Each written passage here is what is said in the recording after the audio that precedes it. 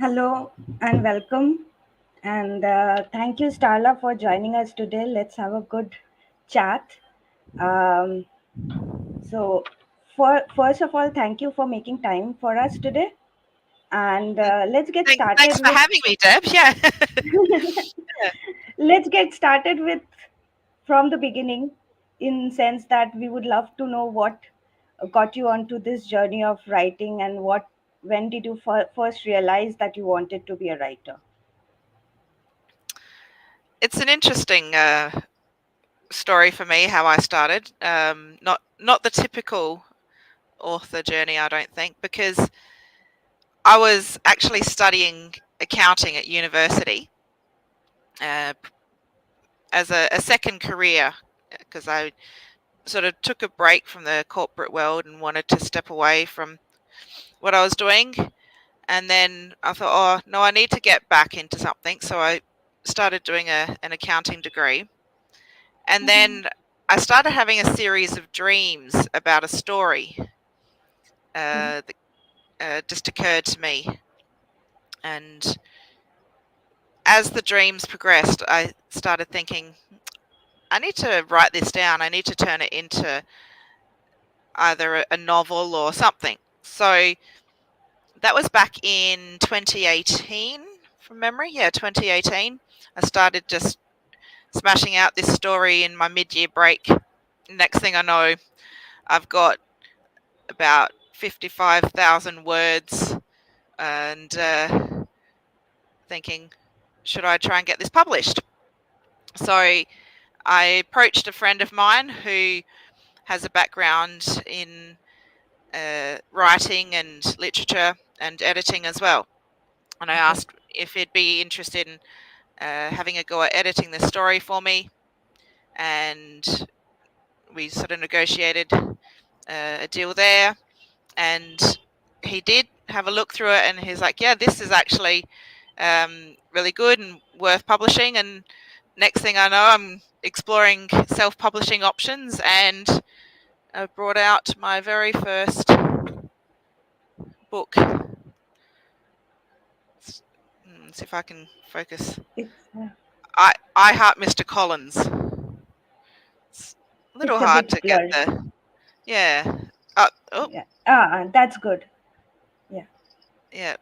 So it's a student teacher romance. It's a forbidden romance and a fairly easy read if the taboo topics aren't too much for you to handle. But yeah, I didn't really know what I was doing at the time. So That um, happens. We all learn yeah, on the way. yeah, exactly. So I just got excited about the idea of this book going out into the world. Yeah, so that's how it all started. So, did you directly go into self-publishing, or did you consider pitching to traditional publishers?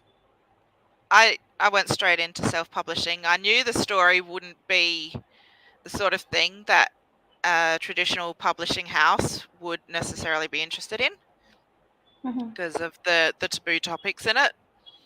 But mhm. I was excited at the prospect of being able to get it out there into the real world and getting a physical book in my hands to say, hey, I've accomplished this incredible feat. And yeah. Yeah.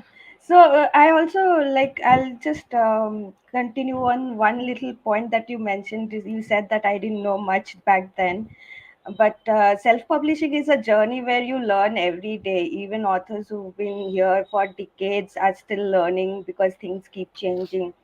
So, what are some of the things that you have learned in your journey? Because you have also been writing for a while now.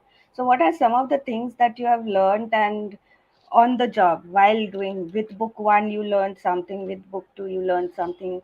So, what are some of the things that you think has stayed the same, and what are some of the things that keep changing? Okay, so I've learnt a lot about the writing craft, especially writing styles, the different approaches that you can have.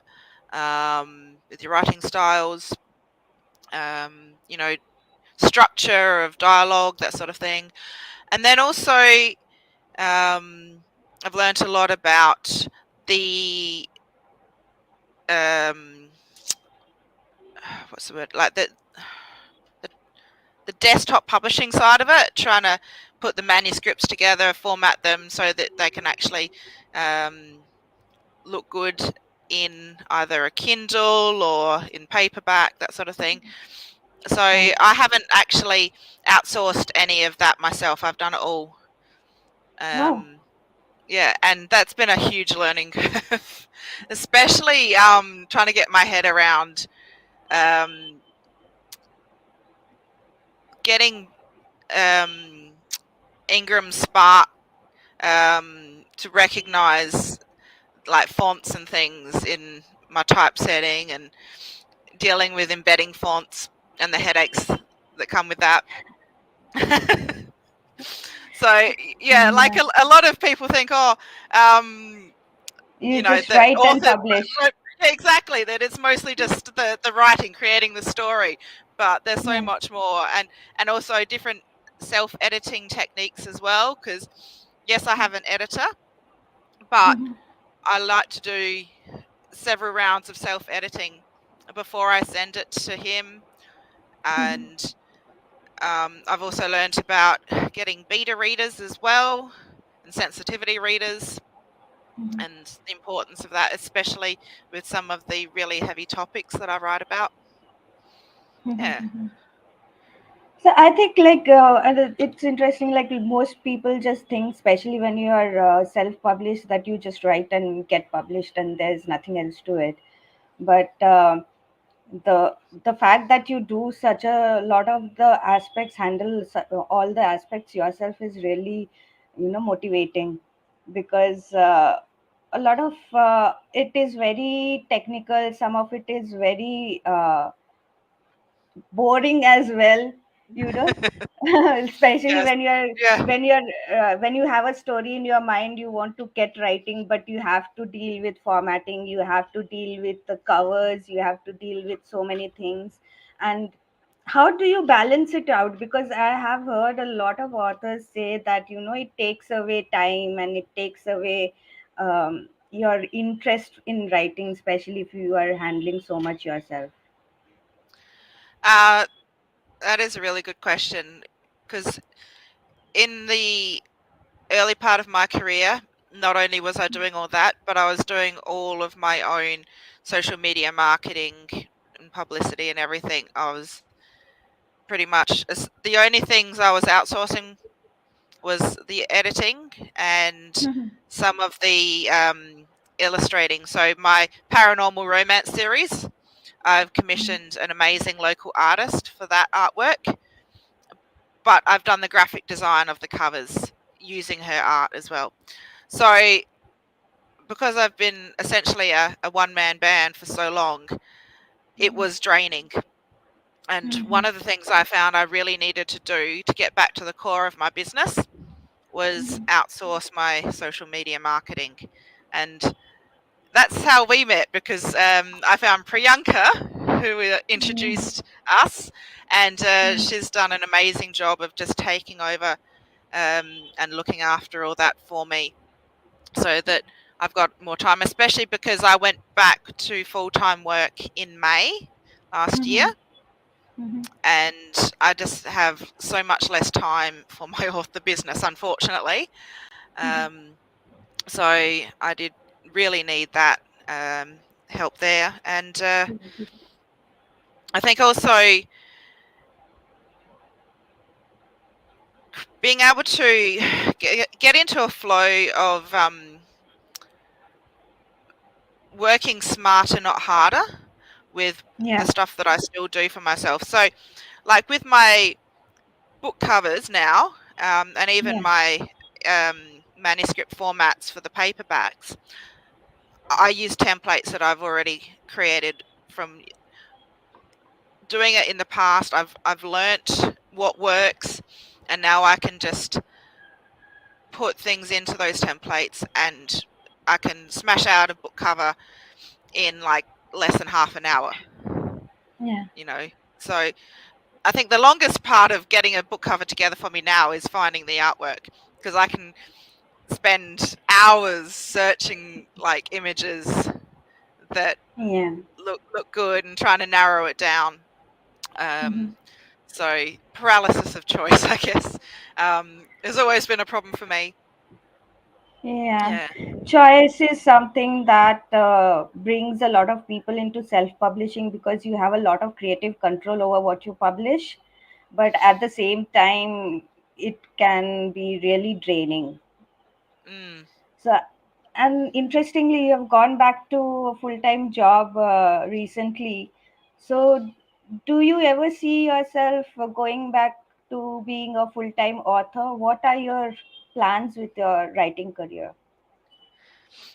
I think when I look at retiring from the corporate world, that I would love Mhm. to have writing become, something more full time that I do with myself. Because I could definitely see myself getting bored if I retire and just do nothing. I've always got to have something to do. And I've already got a bit of a retirement plan laid out where it's like, okay, I'm going to build my dream home. I'm going to have a library. I'm going to have a little writing studio, and I'm going to just sit there drinking coffee and writing to my end of days, basically. That's so interesting because I have the same dream, have a little place of my own, have a Mm. library, and instead of a writing studio, I want a reading nook, coffee, and read all day. Oh yeah, So yeah. I think we can get together and make our own thing together. It'll be easier on both Yeah. of us. Yeah. Maybe I can hire out my reading nook in my library. I'll come over, no problem. I'll rent it out from you. And Yeah, I I'll think put it on if I Airbnb. do, yeah, and if I do, then I think your advantage would be you'll have a better reader who's renting out in your library, so you can get your better reading done for free. Who's there to just to read? So you just hand over your manuscripts, or we Yeah. can make it part of the rental agreement, I guess. That So, sounds like a good plan. so Uh, now that you have gone back to work, full-time job, how do you make time for your writing ambitions? Because a full-time job is like draining on its own, coming back home and then getting to writing, and then also what a lot of people don't realize that we also have to do manage the household chores and whatever, and we have to socialize whether we want or not. So there's a lot of things going on there. So how do you exactly structure your day so that and do you make it a point to write every day? How do you do it all? I simply don't have the energy to write every day now. So, Mhm, fortunately, with the workplace that I am at, I've been able mhm. to switch to a 9-day fortnight. So I get fortnightly Fridays to myself. Now, the original plan with that was like, yes, they're going to be my writing days. And then I found, okay, maybe I've been scheduling too many other things on those days. Um, so I have made a bit of a resolution for myself to schedule blocks of time for my Mhm, writing. Um, Not necessarily always on my Fridays off, but if I can't do it on the Friday, I'll do it on the Sunday. mhm. So I still have a couple of days of weekend for socializing, or you know appointments at the nail salon or whatever. So um, I guess the other challenge I've had lately, Mhm. and I bet you'll have a question about this later, is I have had, I guess, what some people could call writer's block lately.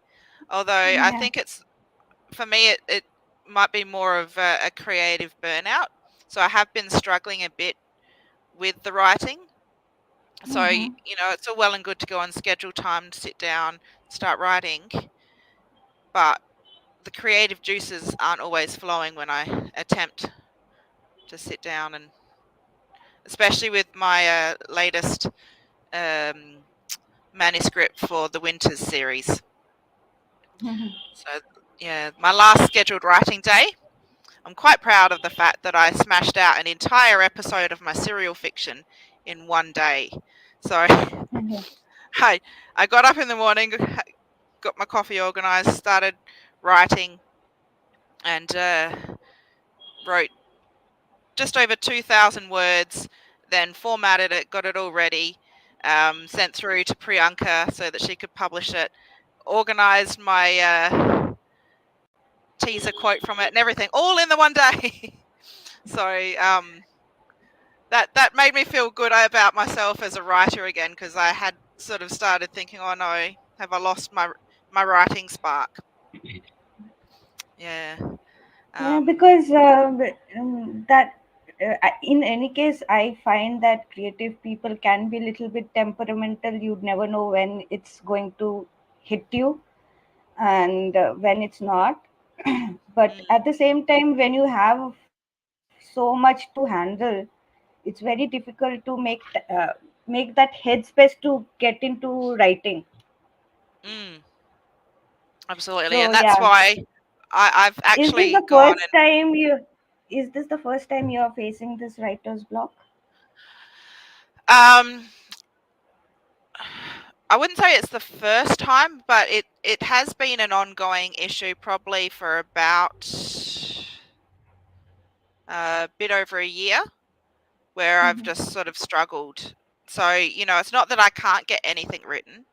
It's just that it's mhm, become more of a struggle than it was in the beginning. mhm, And it doesn't matter whether I approach my stories as a pantster or a plotter either. So I've tried both. And yes, with my latest manuscript, I've plotted the whole thing. I've got an outline. I know what's coming next in the story. But it's not that I don't know where the story's going. It's more I don't know how to get those um, sort of more poetic words to flow and fill the page, because I want to write something that's interesting and beautiful to read. I don't want to just make it all like a robot's written my story. mhm. Yeah.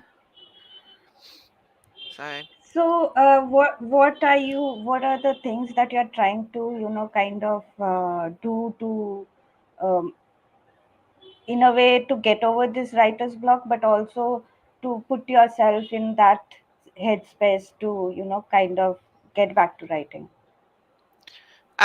making a point of reading more, I think, is actually really helping, because there was a period where, because I was working so much and with everything else going on, I wasn't prioritizing the reading. And Mhm, in a sense, I was losing touch with part of um, my purpose for writing, part of my um,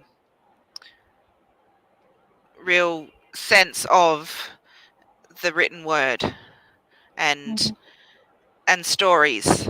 So I think by um, reconnecting with fiction, mhm. from a reader's perspective, has helped me get back into the creative mindset as a writer as well. I know a lot of writers say, "Oh, I can't read whilst I'm writing," Mhm. either because they worry that they might end up copying what they're reading, or they don't have time. But for me, I was always a reader before I was a writer, and I can't write without having some form of creative inspiration. Okay. Mm, So that's one thing that I always wonder is that when it's a part of the job kind of, I at least I feel if you don't read more you cannot write get better with your writing mm, also. So it's one of exactly. the things that I wonder is that as a reader, uh, what do you like when you're finished with your book, when you have finished the first draft, and you said that you do a lot of self editing. does the reader in you come out then and help you with the editing and say ki no, if I was a reader, I wouldn't like this so much, or if I was the audience I would want it this way, and be sort of a clash between the reader and the writer in you? Actually, I wouldn't say that my my reading hat goes on all that much with my editing, because with my background in quality assurance, um, I've sort of got more of a, I don't know if technical is the right term here, like a sort of technical mind for um, sentence structure Cutting out the and no, pardon. does that help, does that help with cutting out the noise? Um, yeah, basically what I do is I look at it from a much more um, structured, analytical sense, and really hone in on um, my grammar, and my general flow of words. So I'm not thinking about the story as much when I'm basically line editing. Um, Okay. I tend to rely more heavily on my beta readers to critique Mhm. the story for me. And then when Mhm. they've given me their feedback, I go back and look, oh, yeah, so I get your point there. Or sometimes I'll Mhm. be like, no, it's my story. I want it that way. But I Mhm. appreciate the feedback. Mhm. So um, I find it really hard to look at my books as a reader when I'm really still very close to it as an author. So it's not until like maybe years later that I can appreciate it more as a story, from like a reader's perspective. Does that make sense? Yes, Yeah. completely. Actually, Yeah. this kind of reminded me of a meme I saw recently, that said that as an author, I reread my first story and I was like, "What were you thinking?" Has that happened with you? Yeah. Yeah. Because I recently went through editing my first three books to do a second edition, um, like a volume, like one compilation for the Phoebe Braddock series. Okay. And so basically, I put three books into one big book. Mhm. And oh my God, rereading my very first novel, it was so painful and I cringed so much. But then, But that when I was, also shows how much you have grown, right? yeah, As a exactly. writer. Especially when I then got to read my third book in that series, Mhm. Crystal's Crucible, and I'm like, wow, this is actually really good. So I could appreciate that more as a as a reader. So yeah, I thought, Yeah, so the cringe and the yeah, pride comes together. yeah, for sure. So yeah, Well, uh, that's really interesting because I have seen that happen with a friend who started writing as a teenager, and now she's quite matured, and she's in her first love story she thinks it was very toxic. And we had a long conversation and I had to tell her, like, you have grown as a person and as a author, you cannot expect yourself, you can't expect the same that you do now from your teen self, right? So that, interestingly, now that we have talked about that, what is the one thing that you would like to tell the younger version of yourself who wrote the first book? um, don't expect miracles because it's a long, difficult process to get to a point where you become happy with what you're actually putting out there. Um, but at the same time, you've got to start somewhere. Yeah. So just do it, get something written, and eventually, you'll grow as a writer and you'll get there. Just got to be persistent. Mhm. Yeah. Okay. So another thing that you mentioned that you've tried being both a panster and plotster. Sorry. So uh, you have tried both, but which do you prefer? Do you prefer having a total outline before you start writing, or do you let the characters talk to you?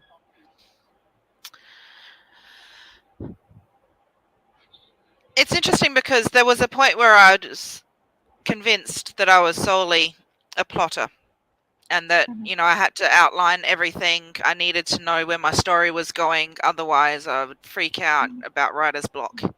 But mhm. since I've had it anyway, um, I think I've been able to appreciate the fun side of um, writing by the seat of my pants, which is something I've done with my serial fiction.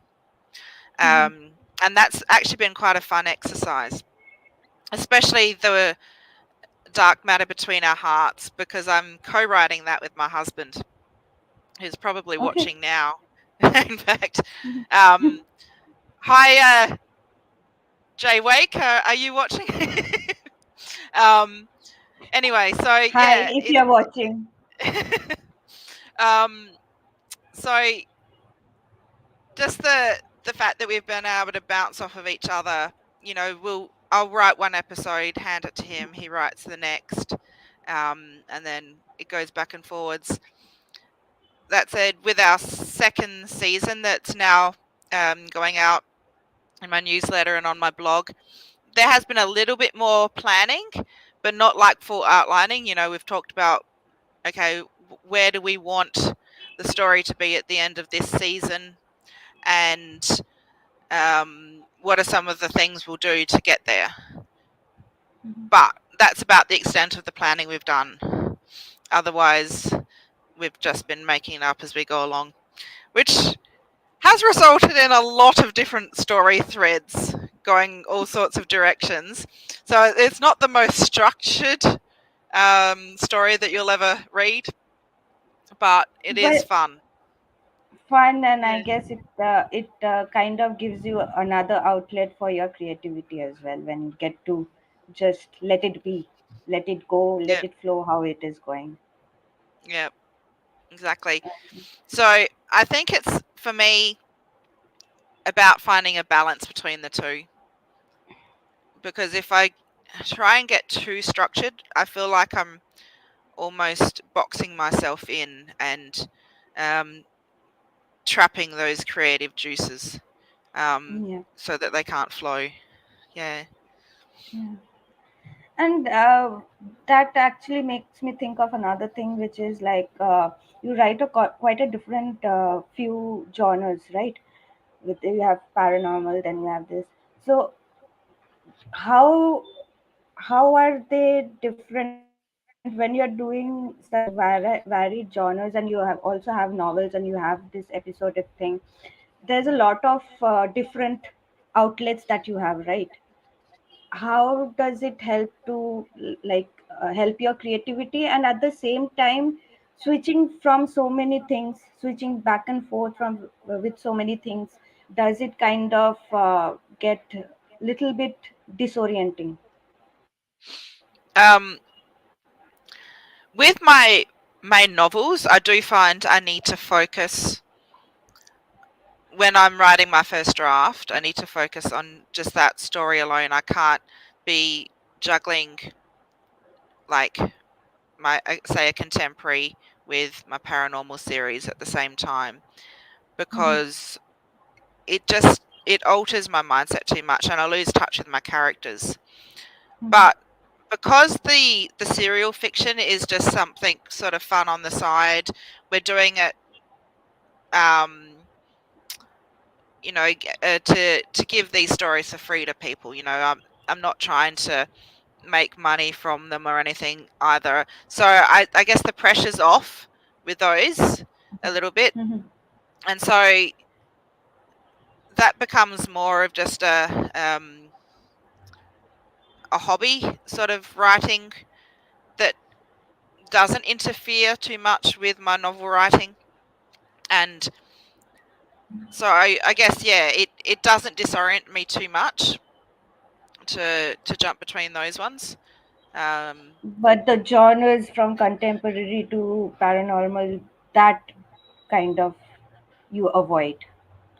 yeah, yeah, with the novels specifically, yeah. So, um, and sometimes I do find it a little, even when I was, starting a first draft for one novel whilst still going through the process of um, final touches to publish Mhm, a previous book, or going through the launch of a book whilst I've got a new one on the go, mhm. does get a little tricky for sure. Um, but yeah, I think it's a lot easier once I'm past that first draft. Okay. Yeah. So another thing is that this is a little bit personal question to ask, personal from my end, because I kind of have this thing that, yeah, if you want to learn, you can learn from fiction also, because no matter how much you try to keep make it fictional, if even if you're writing fantasy or paranormal, there are elements of reality that's going to be embedded in the story to make it work. And end of the day, you can only write what you know, and you know real life, right? So how do you kind of make sure that the stories are still relatable, whether it's paranormal or whatever you're writing, and at the same time give that little bit larger than life element to it, and maintain a balance? For And me, have you written yourself in any of the books? I'll get to that point in a moment, but um, the the focus of all of my stories is the characters. All right, so you know whether they are vampires or um, university students, um, they're still essentially people, Yeah.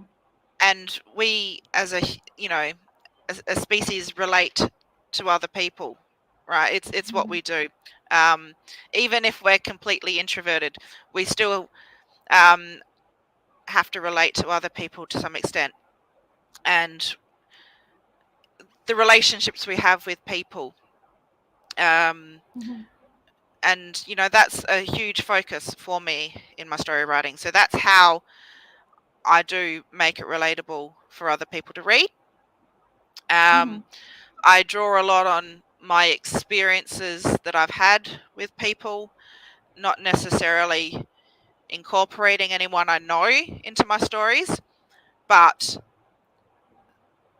some of the experiences that I've personality had traits. with them. Yeah, personality traits, experiences, um, some of the dramas that I've gone through in my life, or the stuff that people I know have been through. Maybe I haven't experienced it, but friends or family members have experienced this, and they've told me their stories, and so some of that will feed into my writing as well. Um, so I don't put myself personally into my stories, like exactly to the last trait or um, um, biographical detail, but of course, elements of me end up in some of my characters. It's, I think, unavoidable for any writer of fiction to do that. But I make it larger than life by dramatizing everything that goes on in these stories, Mhm, mhm. because it's not going to be interesting for someone to sit there and just read a day-to-day account of um, a normal person's life. Um, you know, even reality TV gets Mhm. dramatized to some extent. They stage scenarios so that crazy things happen, Yeah. because that's the entertainment value there, isn't it?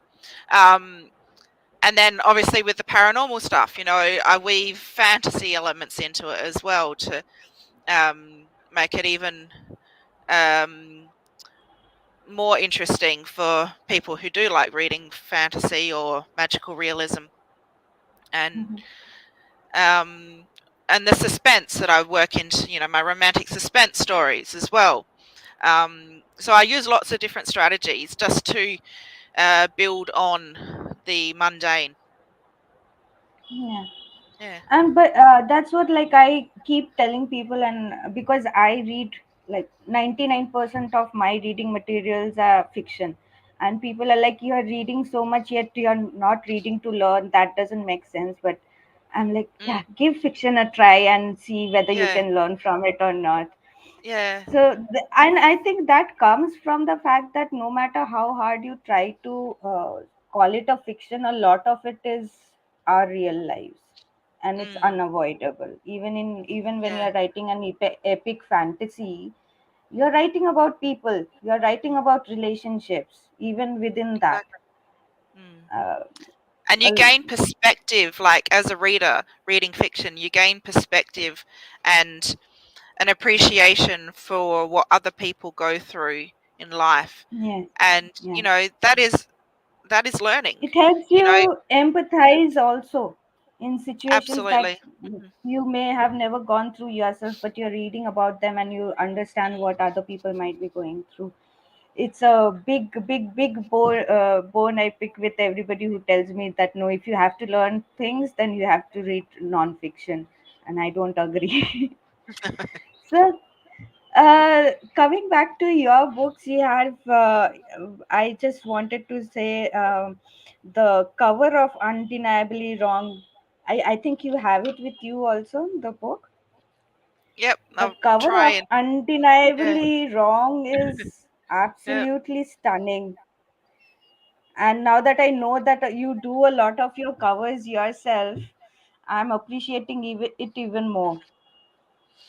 So this came Thank you. out in August. This came out in August 2022, and the other book your latest release is actually Winter's Mother. Uh, yeah, Yep, Winter's Mother yeah, 1. Yep. Winter's Mother, book three. It's a book three of Winter's Magic, and this was in November 2022. So how have you been getting feedbacks from the readers? Um, yeah, so I've received a lot of really good reviews for both these books. I've got a fairly loyal readership with my Winter's Magic series now. Um, Okay. I think the only critique that sort of threw me a little bit from what my loyal readership with the Winter series was in regards to a new character that I introduced. Um, the character Neve, she's a bit of a teenage brat, and some people have found her a bit hard to relate to. But I guess what I can say to that is please give her a chance because she's got a real growth arc to go, and she's going to have her own book coming down the track as well. So once I've finished writing Winter's Mother 2, which I do hope to publish at some point this year. Sorry, guys, it's not going to come out on time. It's just with everything going on in my life, I'm way behind schedule. But it'll hopefully be out by the end of the year. And then after that, my plan is to actually write Neve's story because she's going to be going to some very dark places. Is she going to get her own series or just a standalone? Just a single standalone. So Okay. yes, and sort of like what I did with Winter's Thrall. That said, I mean, Brendan is still a main character in the series, but he got his own standalone, and that's because I felt he needed his own space for a bit, and also he was a very popular character as well.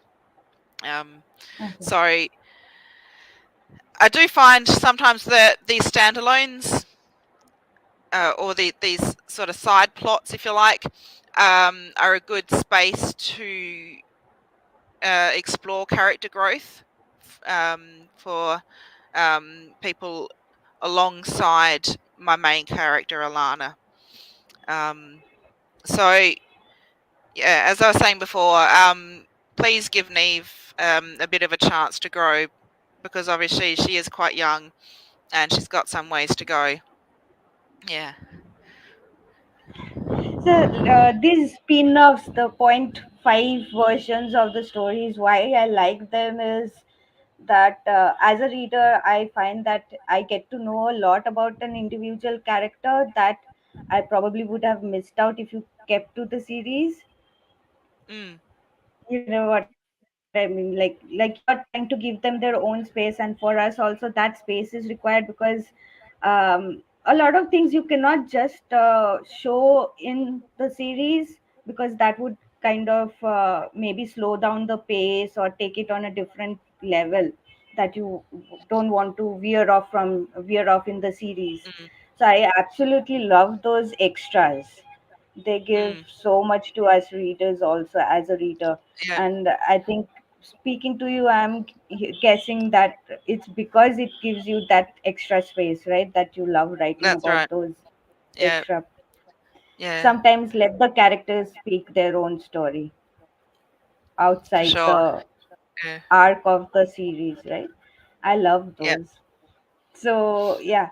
So another thing that I've been wanting to ask, I didn't know how to put it in, but you said a really interesting thing with your first book. It came in your you started dreaming the story. So do all your stories originate that way, or how do you come up with those ideas now that you have uh, maybe as a beginner you needed that dream to tell you to get into writing, but now that you have been in writing for a while, how do you come up with new ideas, new series, everything?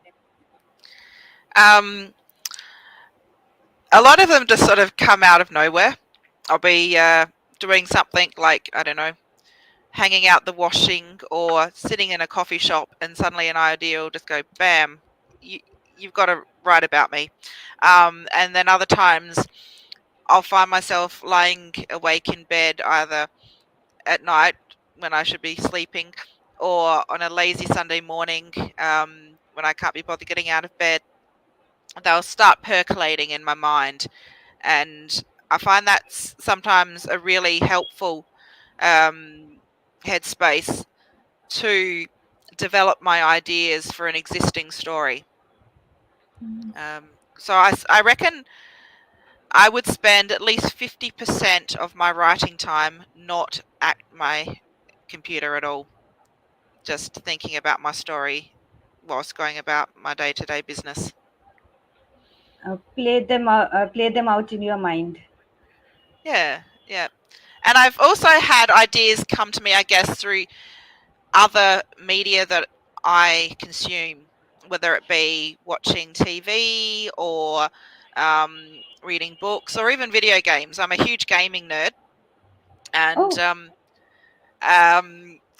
I am not afraid to admit that um, part of something that I've woven into the Winter's Magic series was inspired by the video game Skyrim.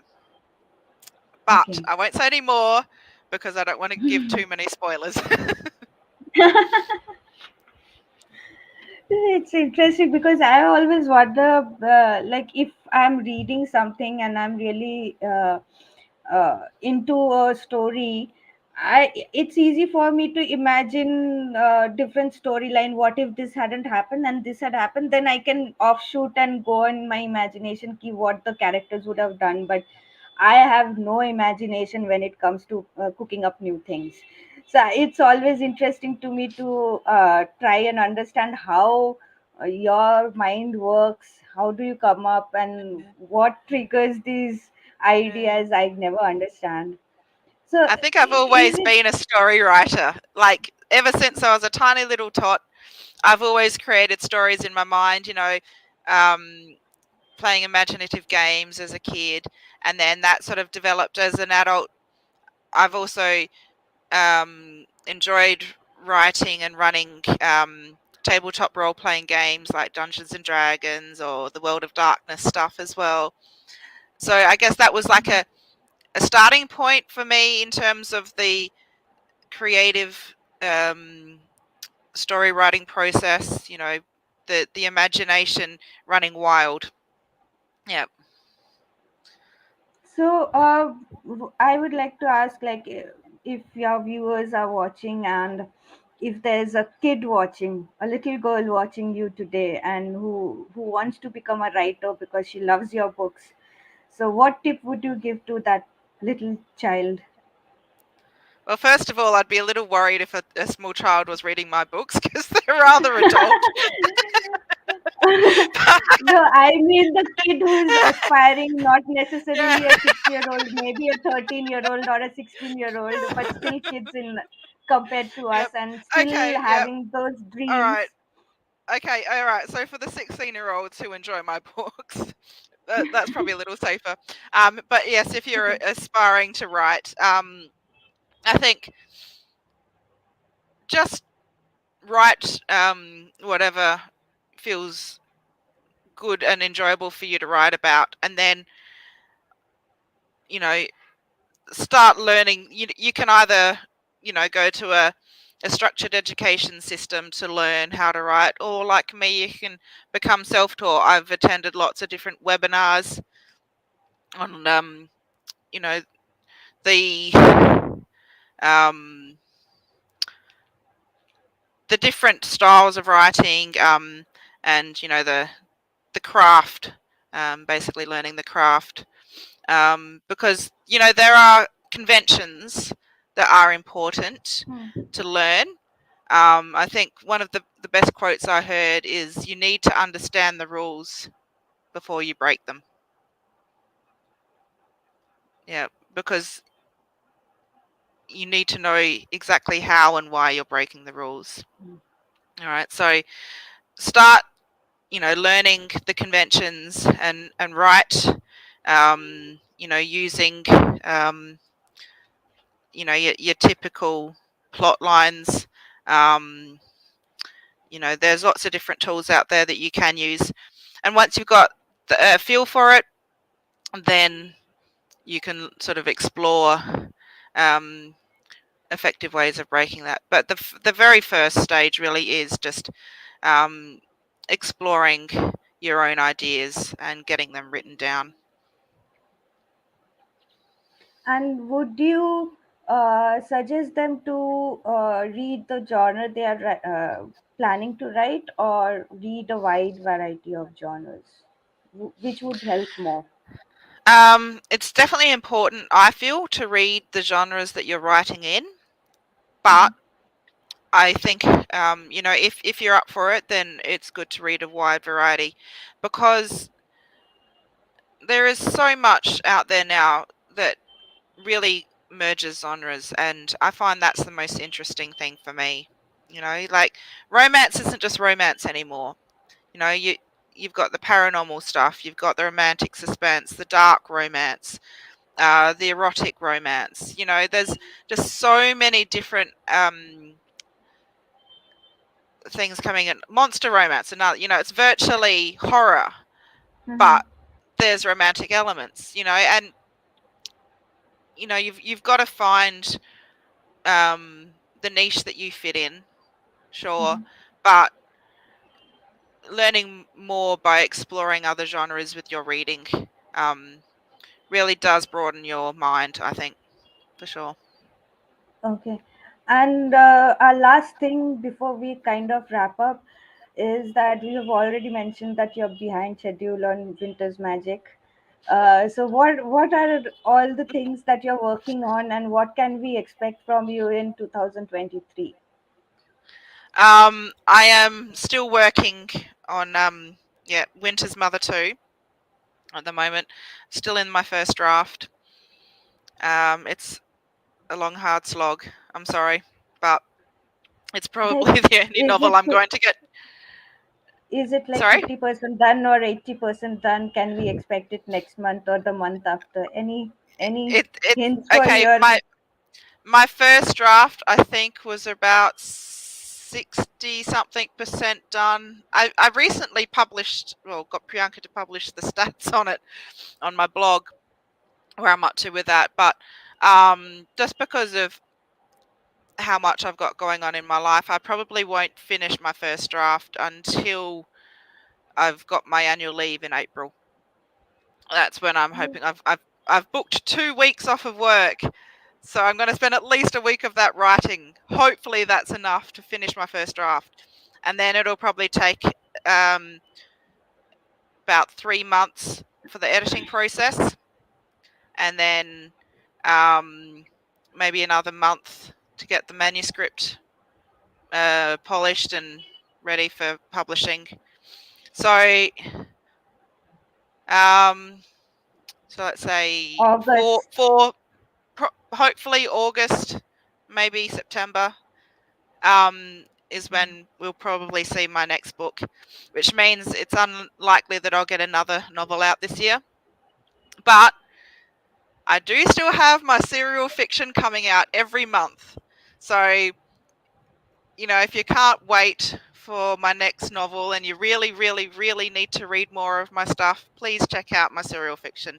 It's um, uh, good fun reading, especially Malik's episodes, because Jay Wake is very, very funny. So, yes, it's a dark romance, but it's also dark humor. Okay. Yeah. And what are some of the things that are on the back burner and will come to the front once you're done with the current book? I have ambitions of, hopefully, whilst I'm in the editing stages of my latest novel, I'm going to be knuckling under and writing the novella that I have promised to my Facebook group. So last year, I went through the process of surveying the members of my Facebook group, asking what they Mm-hmm. wanted me to write. And I'm going to write and publish this novella exclusively for members of my Facebook group. And it's going to be um, a reverse harem college romance. So, yeah, Okay. if you So if aren't a you're member of my watching, Facebook, pardon? yeah, I was about to say that if you're watching and you're not part of that Facebook group, please join today. You don't want Yes, to miss out absolutely. the you don't want to miss out this novella because it's exclusively for the Facebook group members, as she mentioned. And And go it's and my join first and reverse do. harem. Oh, okay. Yep. That's going to So, be interesting to read. And also follow her on the blog for the serial episodes and check out her website and on social media because she's quite active there and often responds to, right? that's right. So reach out And because I also authors have do I have a love. newsletter as well. Sign up for the newsletter because I was Oh, just going to say that authors love hearing from the readers. So if you love reading Starla, do feel free to reach out. Don't hesitate. Authors do love to hear feedbacks from the readers and hear from them. So do reach out, do follow on social media, and hopefully, let's keep our fingers crossed that the book comes out before August. Something changes, there's some miracles there, some yeah, extra pushes so that it comes out before August. yeah. And Also, please, please leave reviews. If yeah, you enjoy my book, even just one or two lines and a star rating, um, makes a huge difference, because the more reviews an author gets, the more readers discover us on all the different platforms that we publish to. yeah, especially Amazon and Goodreads, don't forget them. Absolutely. Just say I love this book. That much is also enough. Yep. 3 words, 4 words, that is also enough. So do leave a star rating, do leave a review. If you can do detailed reviews, even better. Mm. But if you find that you don't have time and you rather read like me, then leave a review saying I love this book, so that more people are able to reach, and even Starla is motivated to write faster. Yes. I need more motivation, guys. I need to push through and finish this book. Yeah, so leave reviews and leave comments on social media, sign up for the newsletter, join the Facebook group, and check out the serial novel on the website. And thank you Yes, so much, Starla, for your time today. I hope you had fun, and I I hope our did. Thank viewers you, Deb. had fun getting to know you a bit informally today. And hope we'll come back soon again with the updates of your next book at the release time. Will do. All right. Thank Thanks, you. everyone. Bye. Bye.